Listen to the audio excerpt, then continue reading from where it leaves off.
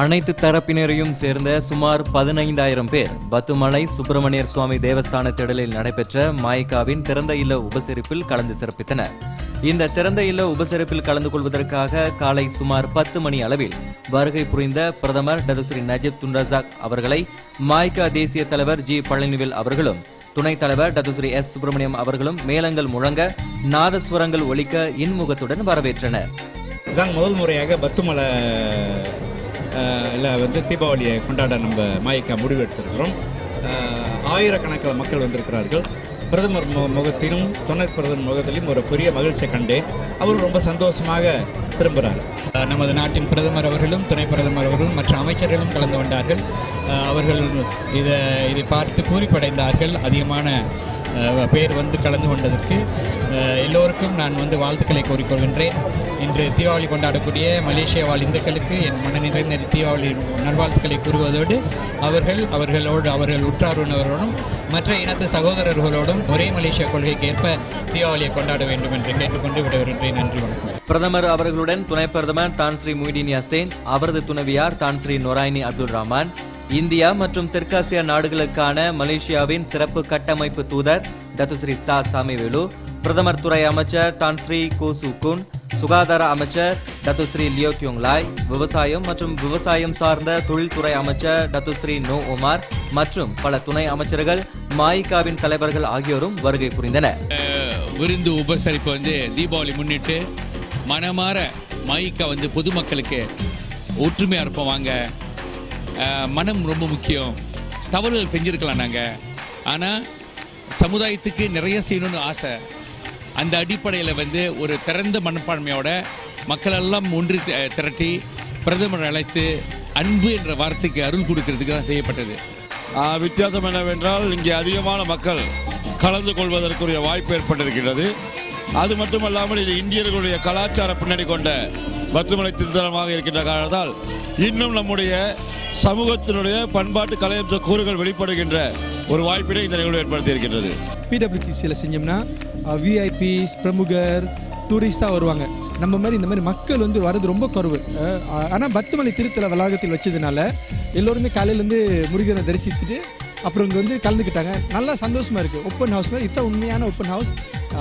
எல்லாருமே கலந்துக்கிட்டாங்க. ரொம்ப சந்தோஷமாக இருக்குது. பிக் லெவலில் நடத்தியிருக்கோம் இது. Today's open house is a great success. I'm very happy. MIC is very happy to see walks of all lives here. Malay, Indian, Chinese, everybody is here today. We didn't expect such a big crowd, but we're very happy. It's overwhelming. I think it was a great success. பிடபிள்யூசியில் இருக்கும்போது அது ஒரு தனிப்பட்ட group தான் வருவாங்க. அதாவது பிடபிள்யூசிக்கு வரப்போகிற group தான் வந்துட்டு போகிற சூழ்நிலை இருந்துச்சு. பொதுமக்கள் வரது ரொம்ப குறைவான இருந்தாலும் ரொம்ப குறைவு. ஆனால் இன்றைக்கி நீங்கள் பார்த்தீங்கன்னா 3 இடமும் நீங்கள் மலேசியாவில் இருக்கிற 3 இடமும் உள்ள மக்களும் இங்கே நல்ல இடம், பெரிய இடம். ஸோ எல்லாம் கலந்து அவங்க ரொம்ப சிறப்பாக இருக்குது. இங்கே இன்னும் அங்கோட இங்கே நல்லா சிறப்பாக இருக்குது. Today's Deepavali open house was a big success. I think the venue is very suitable because a lot of people had the chance to participate, and the transport provided by the party was also added to the crowd here. And the fact that the PM and the DPM both came made it extra special for all of us. And it was well attended by people of all races, not only from people of Gombak but from other states as well.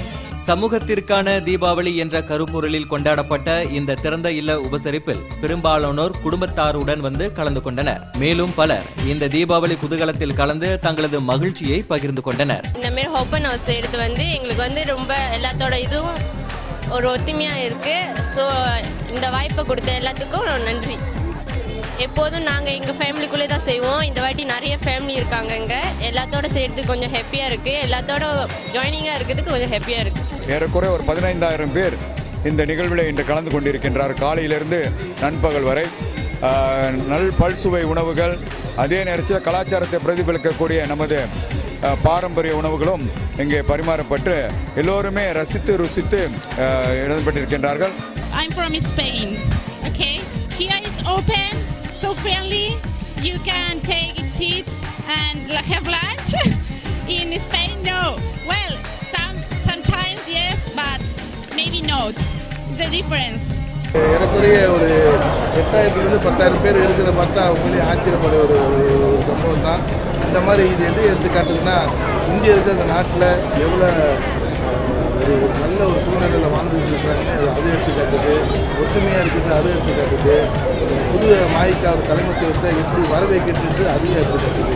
இது எல்லாமே பார்க்கணுன்னா உங்களுக்கு மனசு சந்தோஷமாக இருக்குது. கடந்த காலத்தில் சிறு சிறு காழ்ப்புணர்ச்சிகள் இருந்தாலும் இப்போ உள்ள காலகட்டத்தில் இவ்வளோ மகிழ்ச்சியாக இந்தியர்கள் ஒற்றுமையாக இருக்கிறத பார்க்க சந்தோஷப்படுகிறது.